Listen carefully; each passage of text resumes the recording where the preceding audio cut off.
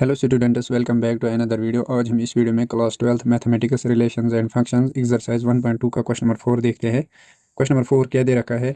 Show that the modulus function F such that और goes to और real number से real number में यहाँ पर रिलेशन दिया गया है और हमें यहाँ पर शो करना है फंक्शन को। गिवन बाई फंक्शन इस तरीके से दिया गया है, f of x equals to modulus of x is neither one one nor onto. ये न वन वन होगा न ऑन टू होगा, ये हमें शो करना है यहाँ पे।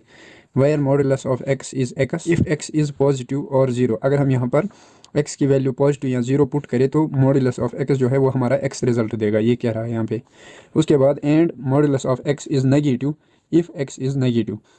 मॉडुलस ऑफ एक्स हमें नेगेटिव वैल्यू देगा अगर हम यहाँ पर एक्स की वैल्यू नेगेटिव पुट करें तो। सोल्यूशन देख लेते हैं। यहाँ पे फंक्शन दिया गया है F such that real number two real number, ये हमारे पास फंक्शन दिया गया है। तो रियल नंबर इसमें हमारे पास क्या होते हैं?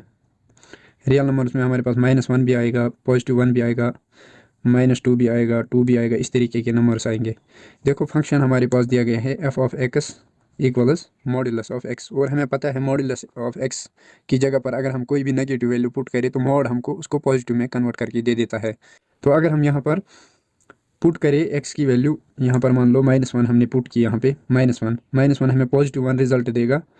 तो -1 का रिलेशन +1 के साथ। उसके बाद अगर हम यहाँ पर 1 को पुट करते हैं तो ये हमें 1 ही रिजल्ट देगा, तो 1 का भी रिलेशन हो जाएगा इस 1 के साथ। उसके बाद अगर हम देखें -2 को पुट करके ये हमें +2 दे देगा, तो -2 का यहाँ पर +2 के साथ रिलेशन होगा। इसी तरीके से अगर हम यहाँ पर 2 को इधर पुट करते हैं तो मॉडुलस हमें +2 ही वैल्यू देगा वापस, तो इसका भी रिलेशन इसके साथ। अगर हम यहाँ पे देखें तो यहाँ पर डिफरेंट डोमेन की सेम रेंज है, मतलब यहाँ पर दो डोमेन की सेम रेंज है, एक ही रेंज है दो डोमेन्स की। तो यहाँ पर हम कहेंगे यूनिक डोमेन के लिए यूनिक रेंज नहीं है, तो ये 1 1 फंक्शन नहीं कहलाएगा। यहाँ पर हम लिखेंगे for every unique domain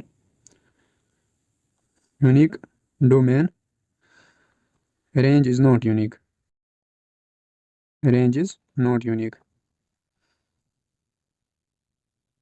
range is not unique, so it is not 1 1 function, not 1 1 function, 1 1 function. ये 1 1 फंक्शन नहीं होगा क्योंकि यहाँ पर एवरी यूनिक डोमेन के लिए रेंज जो है वो सेम मिल रही है, यहाँ पे यूनिक नहीं मिल रही, तो ये यहाँ पर 1 1 नहीं होगा। अब हम ऑन टू के लिए चेक करते हैं।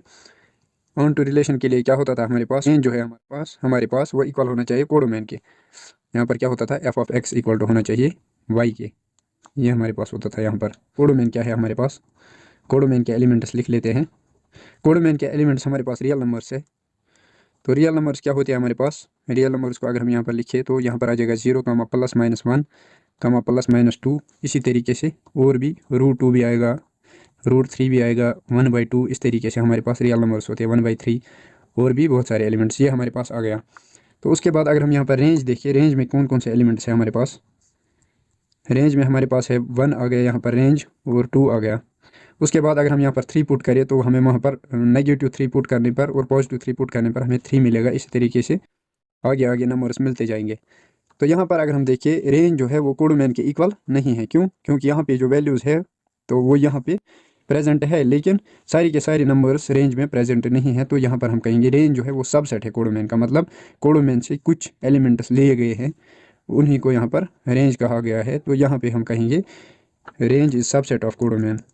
रेंज जो है, range is subset of codomain, so it is not onto function. ये ऑन टू फंक्शन नहीं होगा, ऑन टू फंक्शन, ये ऑन टू फंक्शन नहीं होगा क्योंकि यहाँ पर रेंज इक्वल होनी चाहिए थी कोडोमेन के, तब ये यहाँ पर ऑन टू फंक्शन होता। तो यहाँ पर ये ऑन टू फंक्शन नहीं है।